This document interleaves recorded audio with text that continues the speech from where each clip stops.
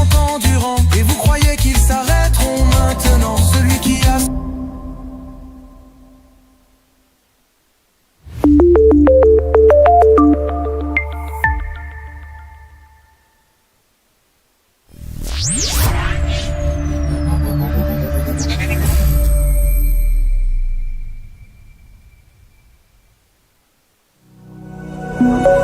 Ça, c'est une intuition divinatrice. Parce que dans la guerre ici, quand je suis debout, par exemple, pour faire le métier, tout ce que je sors, c'est pas des choses auxquelles je pense. J'ai évidemment chez moi.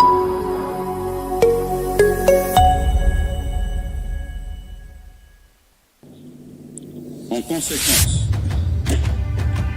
le Sénat autorise les poursuites de l'indemnité de M. Joseph Kabila Kabange, sénateur à vie. Je ne veux pas discuter avec des pantins.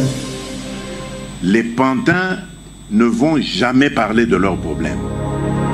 Les pantins, quand ils sont en face de vous, ils vont répéter le message de leur maître. Alors tant qu'à faire, je préfère parler avec leur maître. Et quand vous avez vu... Amis du MAG, à toutes et à tous ça, bonjour, salut, bienvenue au MAG. Les MAG d'actu éclairés, je suis BM Blaise Mokenge. C'est pour un jour et un grand plaisir de savoir nombreux que vous êtes et papier en train de suivre de par le monde. Alors, de temps en temps, quand je commence un MAG, je vous explique l'essence de ma miniature pour un peu vous mettre dans le bain de ce en quoi on va parler. Nous sommes une plateforme qui met une photo et les contenus et celui-là. Donc, je ne vous truque pas, je ne vous piège pas avec des informations que je vous promets de vous donner, enfin, je ne les donne pas. Non.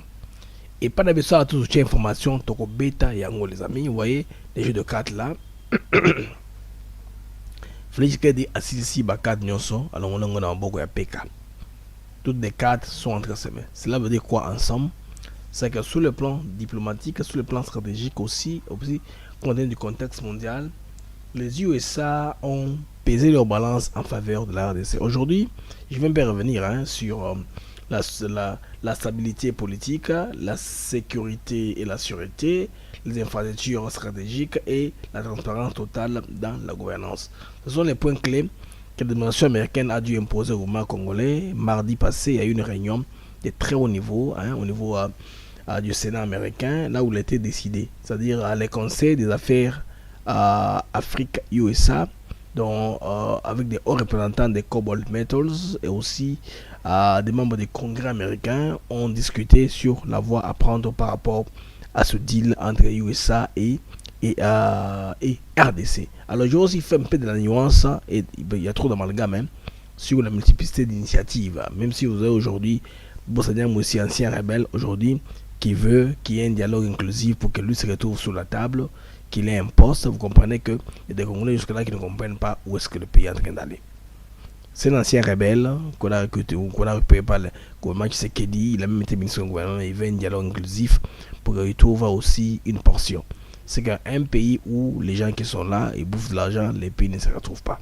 C'est en quoi nous allons arriver. Mais je vais insister, donner plus de nuances et de détails sur le deal USA, RDC et la part du Rwanda. Pourquoi le Rwanda est dans ça? Je vais vous expliquer, mes amis, ce matin.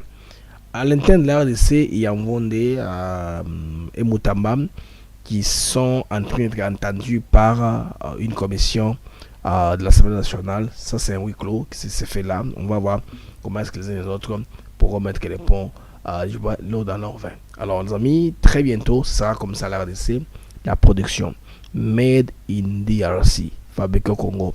Ça, c'est une marque déposée qui sera la plus visible que possible. Déjà, les sénateurs américains qui propulsent le lobby, qui propulsent l'accord USA et RDC sur toutes ces plateformes, c'est ça qui apparaît. Donc, c'est qu'on va vivre dans un avenir très proche. L'investissement à la base, comment ça va aller, comment ça va s'échelonner.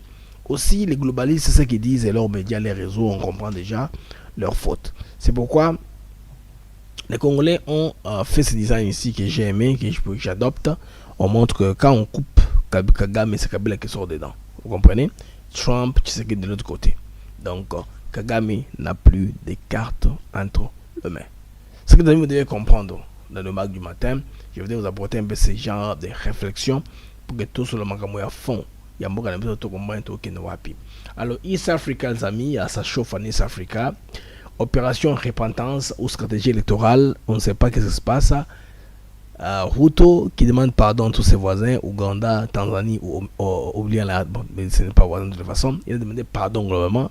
C'était une journée de prière. On comprend que les élections sont là. Il y a des peuples qui vivent à cheval entre ces deux pays-là. La tension inutile qu'ils ont créée n'avait pas sa place dans la sous-région. Il y a aussi Museveni qui a demandé pardon au Baganda, aux gens de Bouganda, hein, le peuple de Bouganda, le royaume de Bouganda pour l'ancien passé. Lui et sa femme ensemble, Jeannette, ils ont demandé pardon de manière globale. Qu'est-ce qui se passe en East Africa? Pourquoi subitement comme ça des mea culpa publics qui ne se faisaient pas avant? Peut-être que c'est une leçon qu'ils veulent enseigner, donner à PK. Alors, Lambert Mende Omalanga, cet ancien-là, collaborateur de Joseph Kabila, vient de briser le silence. Les amis, dans une lettre, en tout cas, une lettre très bien confectionnée, aussi sévère, hein, il a dit que Kabila il devrait en principe condamner Kagame. Pour lui, il trouve une contradiction flagrante. Alors, on va rester dans cela pour vous éclairer sur les Mende qui dénonce une trahison symbolique de Joseph Kabila. Mesdames et messieurs, bienvenue à votre mag, les mags d'actu éclairés. Je suis BM Blaise Mokenge. Je suis content, très content de savoir nombreux que vous êtes des papiers connectés à nous suivre de par le monde. Alors, merci pour les amis qui s'abonnent à la plateforme, les amis qui viennent de les j'aime. Pour avoir sur l'algorithme et l'émission, merci bien pour participer à cela. Alors, pour commencer le mag, les amis, on se retrouve brièvement après 1 minute et demie de publicité. Alors, on se retrouve après ceci.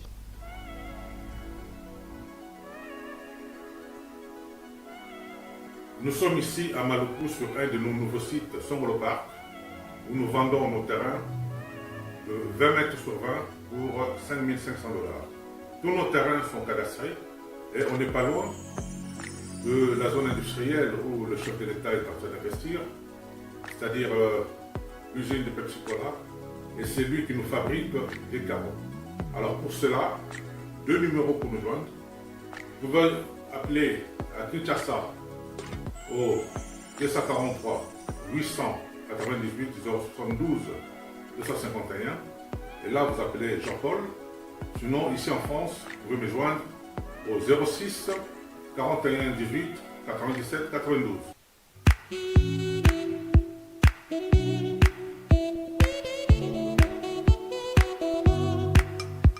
Docteur, Papa Tito souffre de l'hypertension artérielle, le diabète de type 2 et la prostate. D'après nos recherches, le complément alimentaire BioHerbs Cacao est la solution pour Papa Tito. BioHerbs Cacao est un cacao en poudre de première qualité, possédant des propriétés aphrodisiaques, naturelles et puissantes. Elle ne comprend d'aucun colorant ou arôme artificiel. Profitez avec le meilleur cacao, savourez avec de l'eau, chaud ou avec du lait. Retrouvez dans ce cacao vos performances physiques. Soigner la prostate, sans médicaments, ni opération, je vous recommande ce complément alimentaire BioHerbs Cacao. Dégustez le meilleur goût du cacao avec BioHerbs Cacao. C'est vraiment très bien. Parce que nous passons la alimentation, nous avons comme baril, nous avons sucre, donc tout ça, nous avons vraiment très bien. Maman, là on va passer à la question. Côté Ouana, est-ce que c'est le Tifac? Mon gars, veillez dans vous. Nous sommes aux USA, en Europe, en France, au Canada et en RDC. Joindre via ces numéros.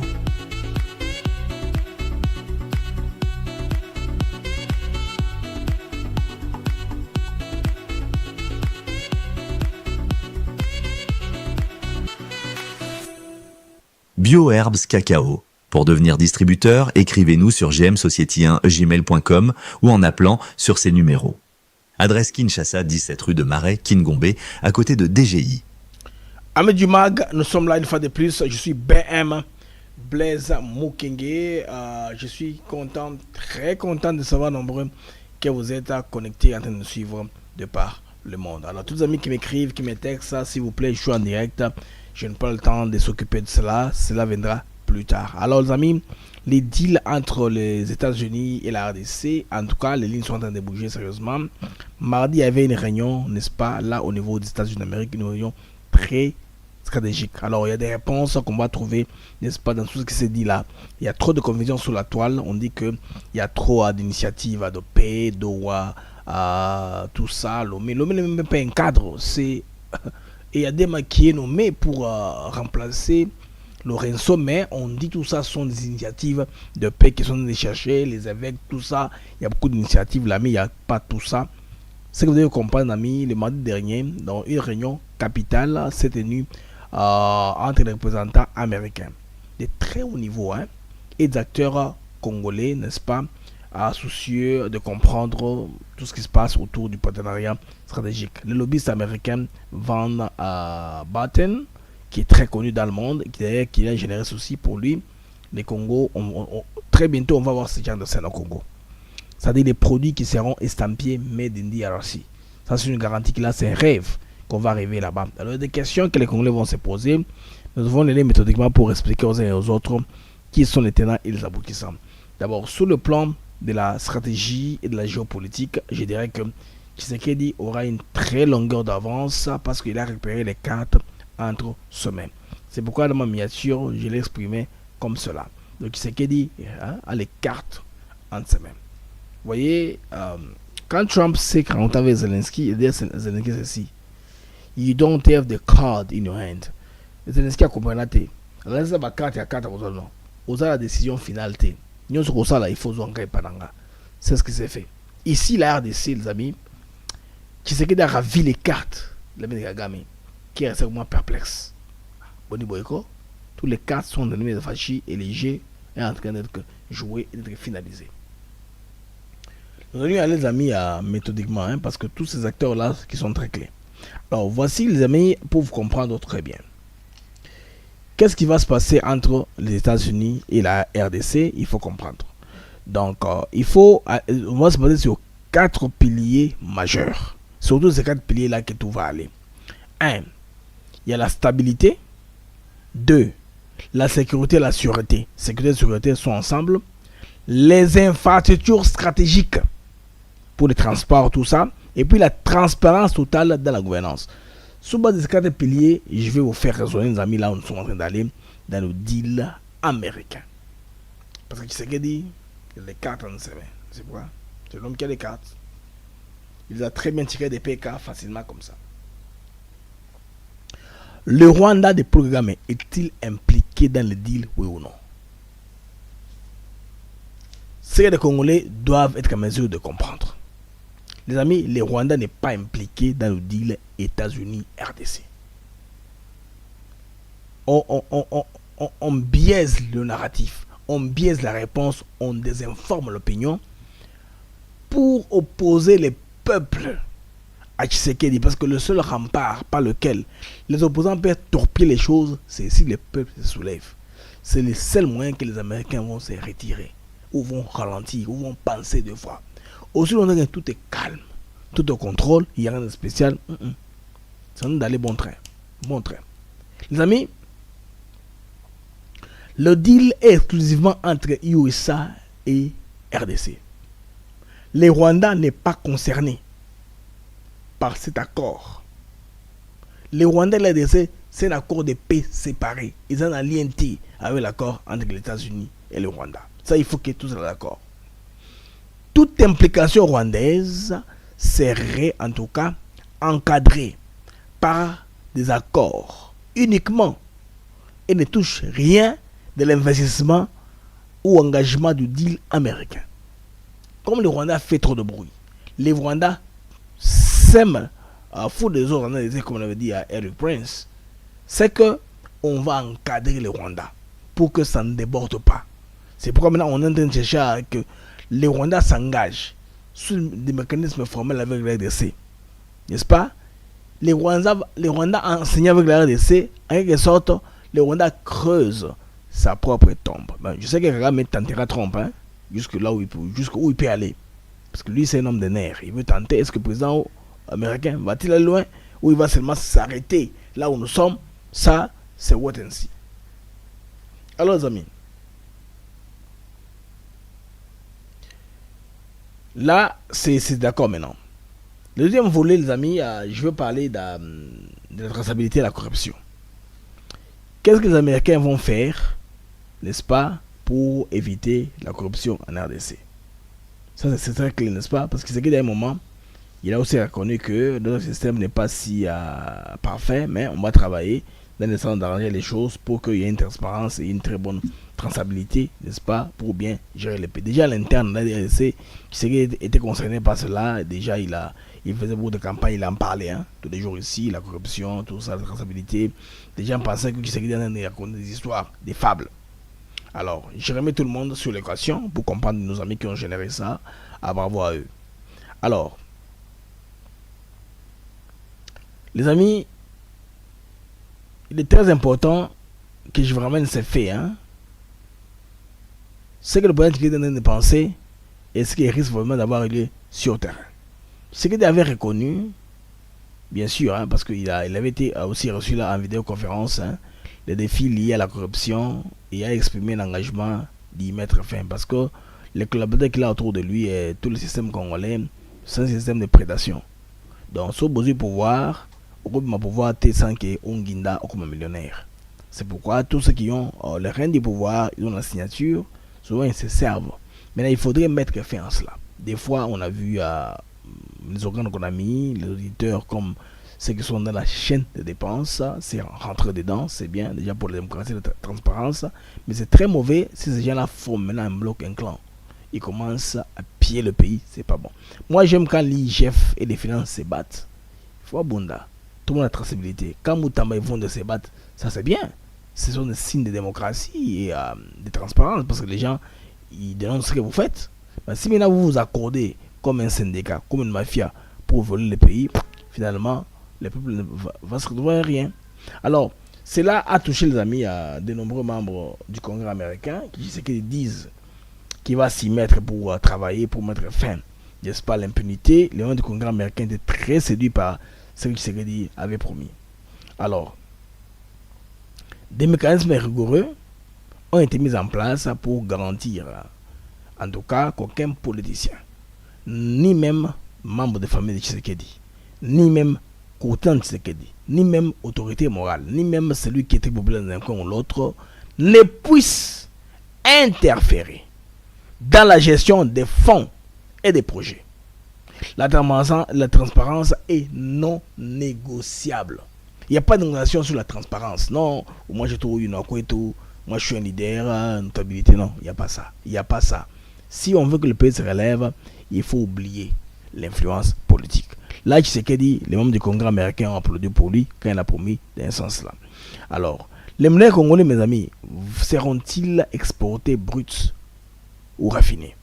C'est là où j'ai mis cette capture de Von Batten, une vidéo générée là où il parle de la production en RDC, Made in DRC. Hein. Alors, il dit ceci. Le président Tshisekedi a proposé que les minerais soient raffinés totalement, localement, hein, totalement d'abord, et puis localement, afin de créer des emplois, de renforcer l'économie nationale congolaise. Cette proposition a été acceptée par les Américains. Il y a une commission qu'on dit bipartisane, hein, le terme c'est paritaire, hein, bipartisan, hein, bipartisan en anglais. C'est-à-dire, il y a une commission paritaire entre les démocrates et les républicains qui sont mis d'accord là-dessus, il n'y a pas de débat. Donc, ce n'est pas une affaire qui va s'offrir de quoi que ce soit. Donc, des raffineries seront installées en RDC. C'est pourquoi vous allez voir des cartons made in DRC. Ça sera un symbole, hein, parce que dans des temps passés, presque la majorité des pays voisins qui avaient imposé des dalles là pour les égouts, au moins, tu caché là, Katanga. RDC Katanga à l'époque, parce que c'était fait au Katanga. Partout en Zambie, les pays voisins, la plupart, ont fait des commandes de nous, la RDC. À cette époque-là, notre pays était un peu connu. C'est comme un peu les sardines. Hein. Quand on achète les sardines comme ça, on va sur la couverture Made in Morocco. C'est comme ça que les Marocains étaient forts en tomates et en sardines. C'est plus de produits qui viennent du Maroc, mais ce sera Made in DRC. Ce sera une sorte d'influence que les États-Unis vont porter à la face du monde, que nous sommes derrière ce pays. C'est pourquoi il est arrivé à ce genre de performances. Donc, vous voyez là, les cartons, c'est made in DRC. Alors,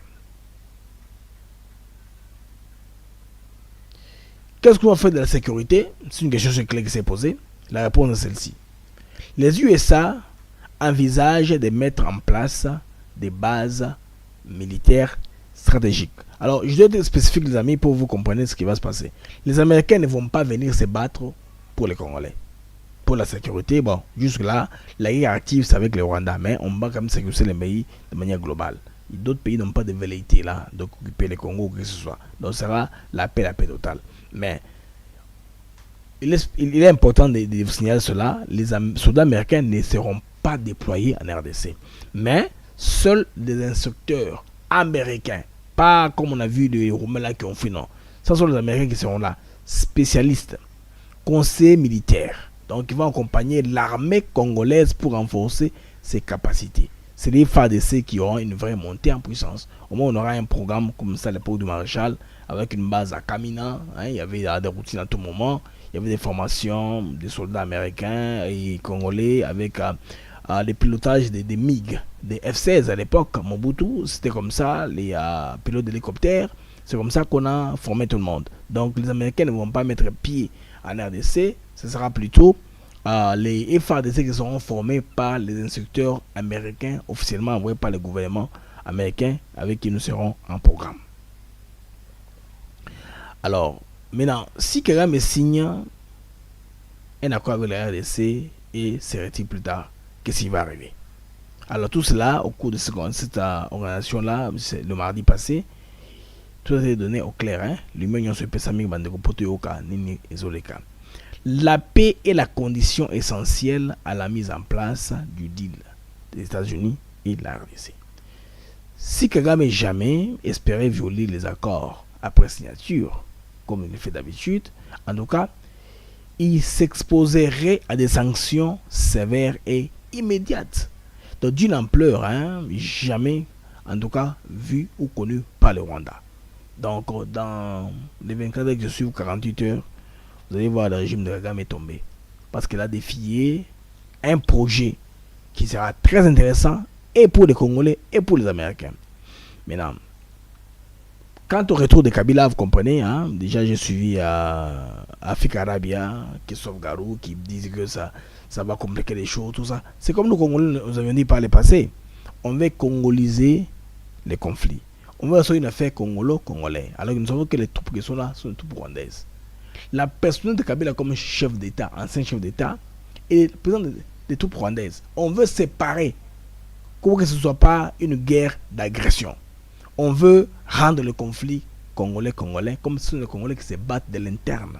Et déjà, les automates de la communauté internationale en parlent déjà. Nous savions déjà que ça va arriver là-bas. Bon, et puisqu'ils ont des gros formats de médias, ils sont très visibles et possibles. Tout le monde a déjà vu ça. Baluka, qu'on rendre affaire aux Congolais kaka. N'est-ce pas? Alors, actuellement, nous se lever en droit d'études très sérieuse.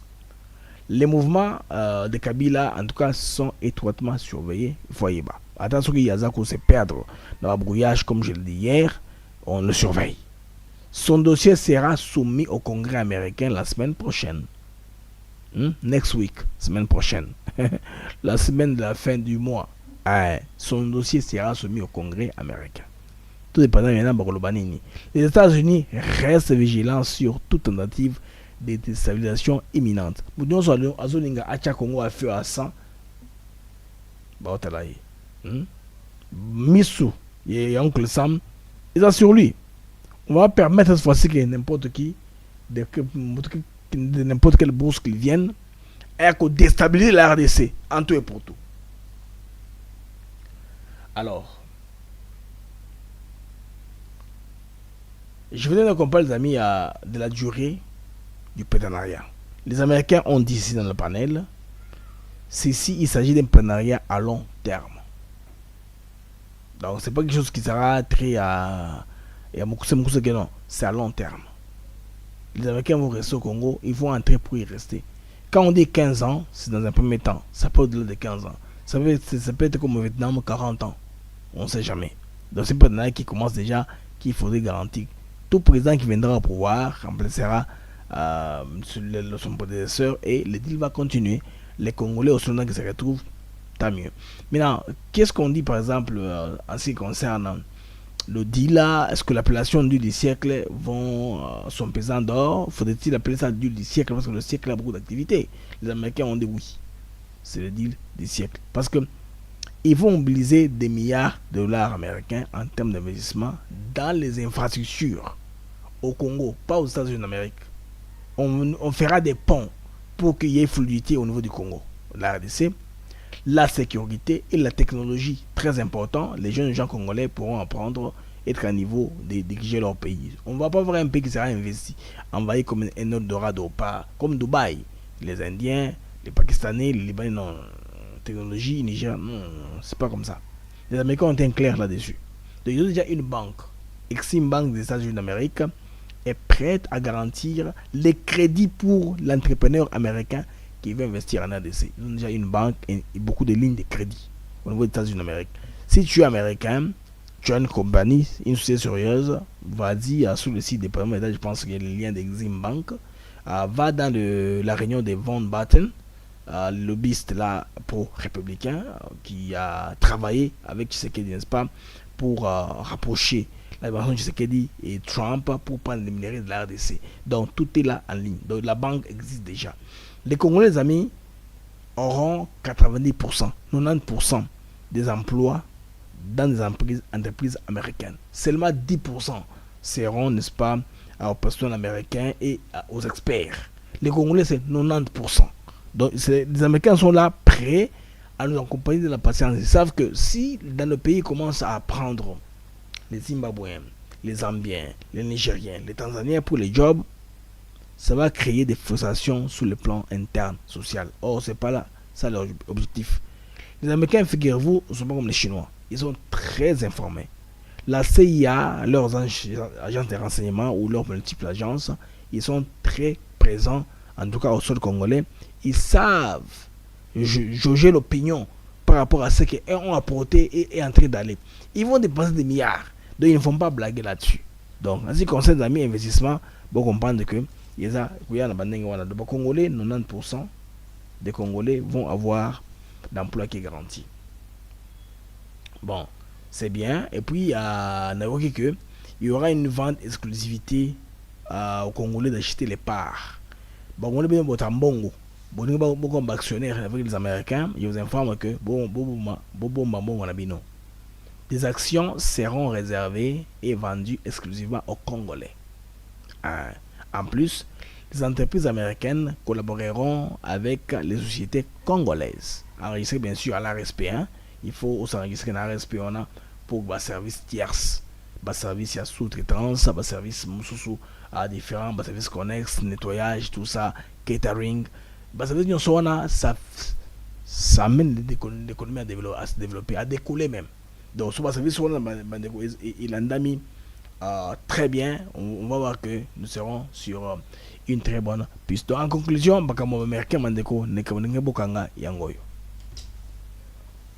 la RDC a besoin des USA comme les USA ont besoin de la RDC.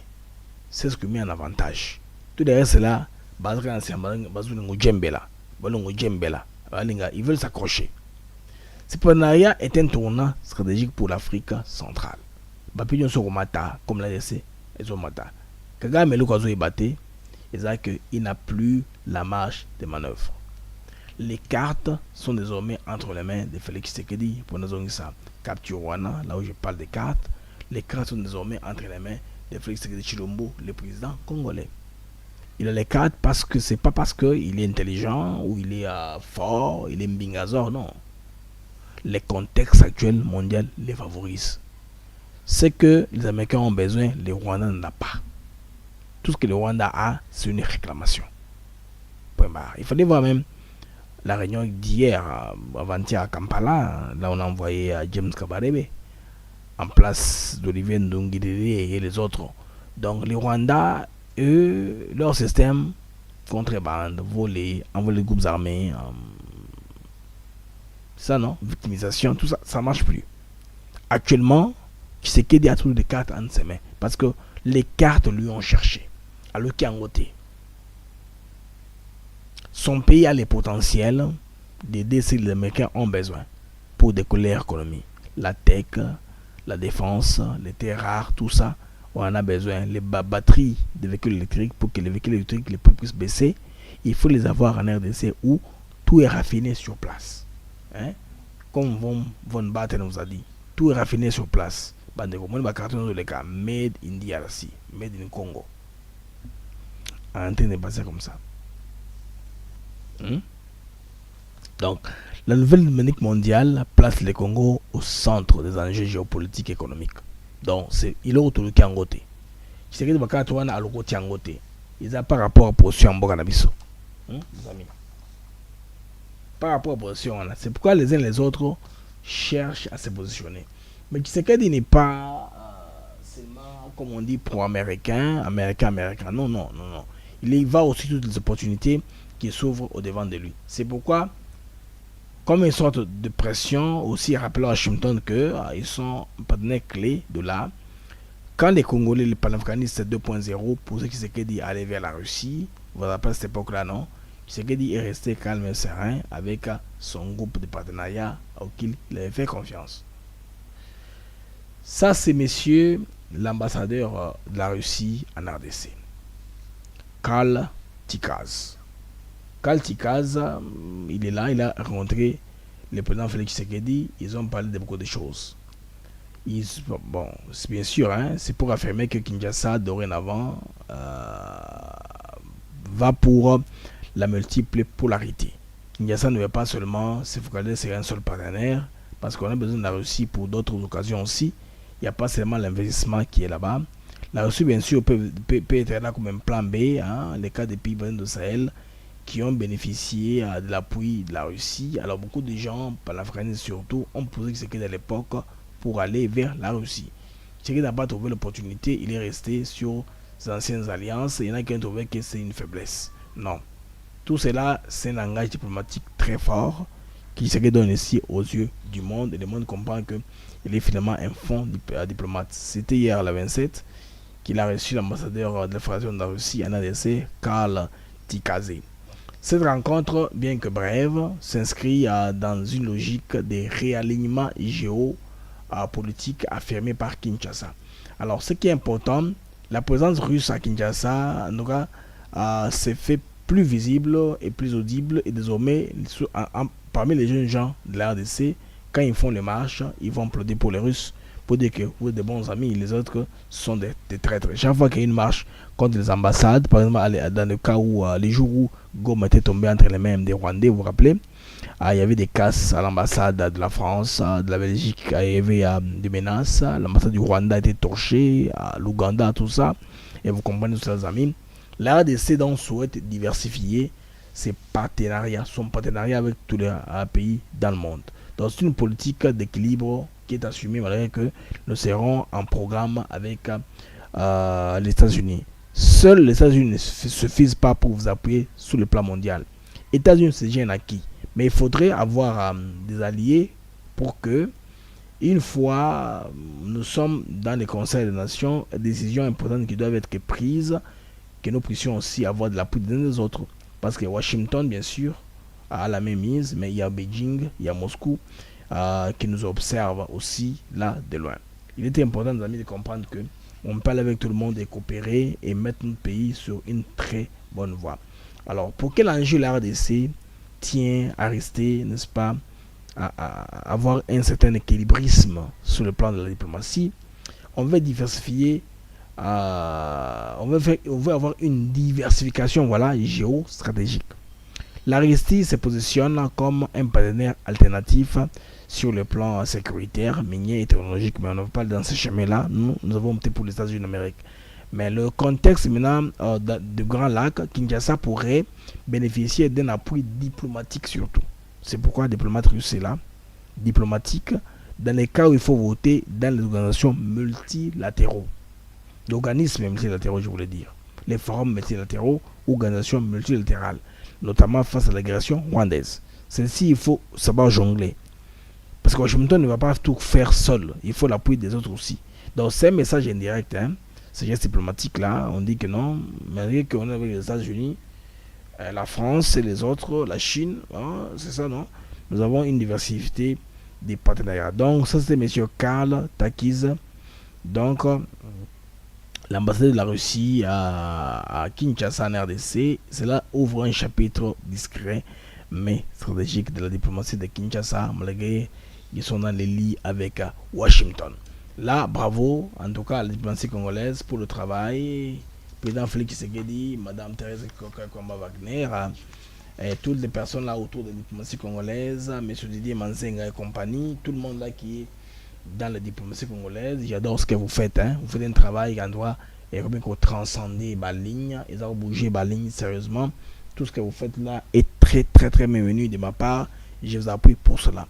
Mes amis, je vous prie de mettre le j'aime pour commencer sur l'algorithme émission sur YouTube Afra TV Network. Mettez les j'aime davantage, ça va nous aider à avoir une visibilité la plus bonne que possible. YouTube a référencé ma vidéo Nabiso, n'est-ce pas? Ça fait un jour et demi qu'on n'a pas tourné, tout le monde est tout ralentir. C'est que YouTube fonctionne à Bongo. Ceux qui sont en ligne sont ceux-là qui sont promus et YouTube a aussi la publicité. Alors, nous avons j'aime mingi en ligne et vous permettre de stabiliser l'algorithme émission Nabiso et à la plus stable que possible en ligne. Je vous montre d'abord vous tout ce qui est en ligne. Beaucoup d'Anabiso bien qu'on a commencé l'émission. Ça fait combien de temps? Ça fait à peu près, je vois pas là, à peu près 45 minutes. Qu'elles sont en direct. Merci pour être là. Merci pour votre appui. Dès que je vois les compteurs là pour voir ça fait combien de temps depuis que vous êtes en direct.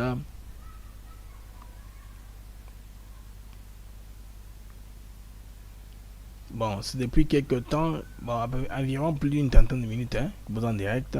En tout cas, c'est une voix de rocker qui vous participer à la mission. Merci aux amis qui mettent le j'aime pour nous montrer l'algorithme et l'émission. Merci pour nous accompagner, nous appuyer dans ce sens-là. Nous avons besoin de cet appui-là, en tout cas, venant de votre part. Donc, continuons maintenant, les amis. Lambert Mende Malanga vient d'écrire à Félix Tshisekedi une lettre très. Pas Tshisekedi, je raconte quoi? À Kabila. Lambert Mende Malanga écrit à Kabila. On dit lettre sévère à Kabila. Mende brise le silence et dénonce une dérive en tout cas inquiétante. Lambert Mende Malanga, si donc le dépêche me dit ici, c'est un message rare, frontal et chargé de publiquement son malaise. Il a exprimé publiquement son malaise face au retour spectaculaire et inattendu de l'ex-président Joseph Kabila à Goma, dans une ville stratégique toujours sous influence rwandaise. C'est là où ça bloque. Maintenant, un malaise profond, amis, une déchirure politique interne, comme l'a dit Mende. Alors, le temps porte-parole, porte-voix du régime Kabila, il n'a pas mâché ces mots. Votre silence sur le rôle de Paul Kagame est assourdissant. Sont les termes puisés dans les jargons si éloquents et pertinents de Lambert Mende Malanga. Il est clair. Il rappelle l'histoire douloureuse du Congo, marquée par la prédation rwandaise, les assassinats ciblés, et surtout celui de Mzee Laurent Désiré Kabila. Donc, les tueurs, selon Mende. Selon Mende, les tueurs écument encore le pays sous une forme RDF. Badovoma Kabila Kima balade une forme RDF. Ça, c'est Mende Malanga qui dit ça comme ça. Donc, une contradiction flagrante. Comme chef suprême des armées, artisan de la résistance face au M23, reviennent aujourd'hui par une ville occupée par cette même rébellion, soutenue bien sûr par le Rwanda. Pourquoi ce silence sur Kigali au moment où l'unité nationale est menacée par les ambitions de Paul Kagame? Ça, c'est la même de Malanga qui s'interroge. Pas Lambert s'interroge dans ce sens-là. Vous comprenez, les amis?